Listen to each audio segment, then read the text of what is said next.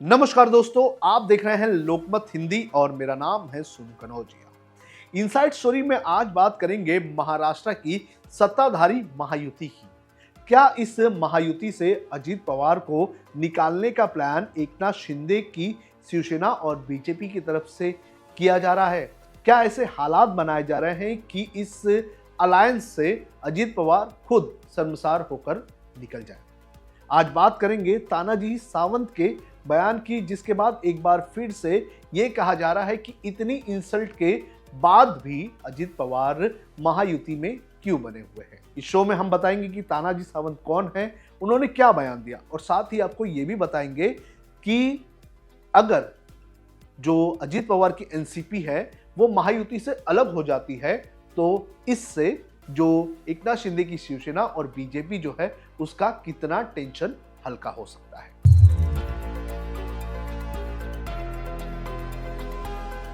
सबसे पहले बात करेंगे तानाजी सावंत की। कौन है तानाजी सावंत? तानाजी सावंत दरअसल सत्ताधारी एकनाथ शिंदे की पार्टी के विधायक हैं और वो इस वक्त राज्य के स्वास्थ्य मंत्री हैं। उन्होंने पिछले हफ्ते एक बयान दिया था, एक मंच पर बात करते हुए उन्होंने ये कहा कि हम जब अजित पवार की पार्टी के लोगों के साथ बैठते हैं तो हमें उल्टी आती है। और इसके बाद ये चर्चा शुरू होने लगी कि क्या अजित पवार के लिए ऐसा माहौल बनाया जा रहा है कि अजित पवार खुद ही महायुति से अलग हो जाए। सबसे पहले मैं आपको बताता हूं कि तानाजी सावंत ने आखिर बयान क्या दिया। तानाजी सावंत ने यह कहा कि मैं पक्का शिवसैनिक हूं, मेरी जिंदगी में कभी भी कांग्रेस और एनसीपी से मेरी नहीं बनी है। पढ़ाई के बाद से अब तक मैं कभी उनसे नहीं मिला और ये हकीकत है। कैबिनेट मीटिंग में हम एक दूसरे के साथ बैठते थे, लेकिन जब भी मैं बाहर आता था तो मुझे उल्टी हो जाती थी। तो इस तरह का बयान जो है वो दिया गया है तानाजी सावंत की तरफ से। देखिए, जो अलायंस है उसमें एक दूसरे के खिलाफ बयानबाजी तो चलती रहती है, लेकिन तानाजी सावंत का ये जो बयान है ये काफी तीखा बयान है। मुझे नहीं लगता कि पिछले कुछ सालों में अलायंस पार्टनर्स में मैंने इस तरह के बयान कभी सुने होंगे। ये हाल ही का बयान काफी ज्यादा घृणास्पद है और अलायंस पार्टनर के लिए ऐसा बयान नहीं दिया जाता है जब तक एक सोची समझी रणनीति ना हो। तानाजी सावंत कौन है ये भी हम जान लेते हैं। एक कट्टर शिवसैनिक तो है ही, लेकिन एक बहुत बड़ा रिसोर्स एकनाथ शिंदे की शिवसेना के लिए भी है। तानाजी सावंत 2019 में वो विधायक बने थे पारंदा असेंबली, जो कि धाराशिव से आती है, वहां से, और 2016 में पहली बार वो एमएलसी बने थे शिवसेना की सीट से। और उस वक्त जो 6 एमएलसी चुने गए थे उनमें सबसे अमीर तानाजी सावंत थे और उनके पास 115.45 करोड़ की प्रॉपर्टी आकी गई थी। इसके अलावा वो भारतीय विद्यापीठ यूनिवर्सिटी पुणे में सिविल इंजीनियरिंग के प्रोफेसर भी रहे हैं। तो उनका करियर काफी दमदार रहा है। एक प्रोफेसर रहे हैं, उनकी कई सारी यूनिवर्सिटीज जो है, कंस्ट्रक्शन का बिजनेस है। जब वो 30 साल की उम्र के थे तो उन्होंने कंस्ट्रक्शन के बिजनेस में अपना हाथ भी आजमाया था और पैसे के हिसाब से अगर बात करें तो काफ़ी रिसोर्सफुल वो इस वक्त महाराष्ट्र में एक विधायक हैं। तो उन्होंने ये बयान क्यों दिया और उनके इस बयान पर जो रिएक्शन है एकनाथ शिंदे का वो भी काफ़ी ठंडा रहा। उससे कहीं ना कहीं ये देखने को मिला है कि शिवसेना उस पर रिएक्ट ही नहीं करना चाहती, यानी कि शिवसेना को ऐसा बयान देना चाहिए था कि भाई हम इस बयान को सपोर्ट नहीं करते हैं, लेकिन ऐसी कोई भी बयान नहीं आया है जिससे तानाजी सावंत के बयान की निंदा की गई होगी। हालांकि जो बीजेपी है उन्होंने कहा कि इस तरह के बयान अलायंस पार्टनर्स के लिए नहीं देना चाहिए, लेकिन तानाजी सावंत के इस बयान के बाद राजनीति तेज हो चुकी है।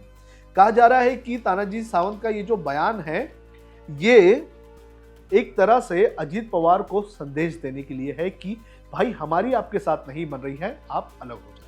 अब अजित पवार क्यों महायुति में खटक रहे हैं एकनाथ शिंदे और बीजेपी के लिए, ये भी मैं आपको समझा देता हूं।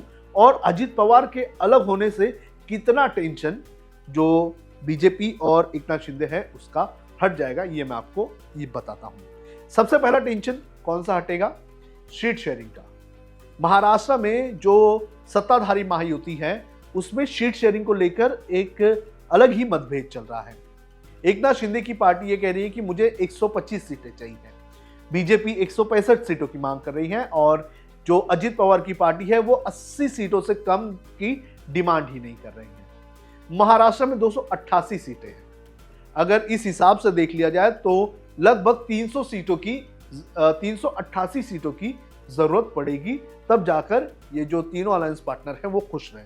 लेकिन इस वक्त जो भी करना है वो 288 सीटों में ही करना है।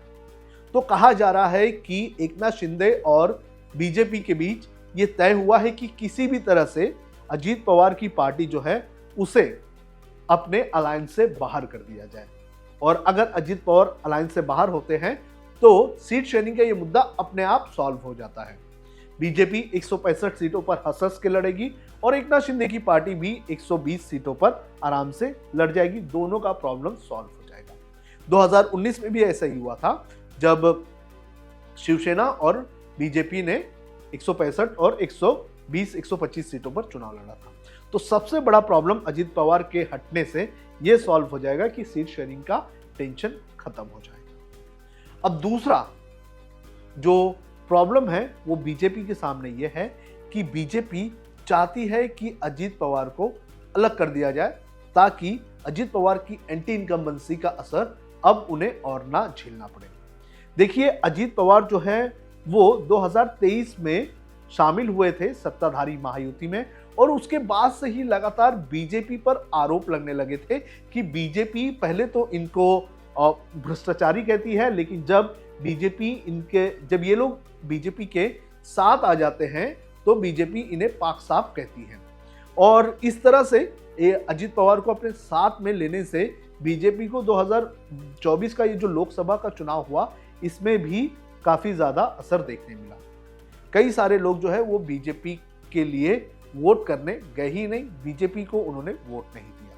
तो अजित पवार के अलग होने से बीजेपी के ऊपर जो टैग लगा हुआ है कि बीजेपी एक वॉशिंग मशीन के जरिए जो है वो भ्रष्टाचारियों को क्लीन कर लेती है और उनको अपने साथ में लेकर जो है सरकार चलाती है, तो बीजेपी का ये टेंशन खत्म हो जाएगा। और तीसरा सबसे बड़ा टेंशन जो बीजेपी के सामने है वो है आरएसएस की नाराजगी। जब से ही अजित पवार को महाराष्ट्र में सरकार में शामिल किया गया है उसके बाद से ही जो आरएसएस है वो बीजेपी से नाराज है। लोकसभा चुनाव के नतीजों के बाद से ही आरएसएस खुलकर बात कर रहा है, और RSS left, right and centre जो है वो बीजेपी पर इस बात के लिए हमला कर रहा है कि आपने अजित पवार को अपने साथ लिया जिसकी वजह से हम नाराज हैं, और इसी के कारण हमने आपका 2024 के लोकसभा चुनाव में सपोर्ट नहीं किया। तो अजित पवार अगर अलग हो जाते हैं तो बीजेपी का जो टेंशन है आरएसएस की नाराजगी वो काफी आसानी से सॉल्व हो जाएगी।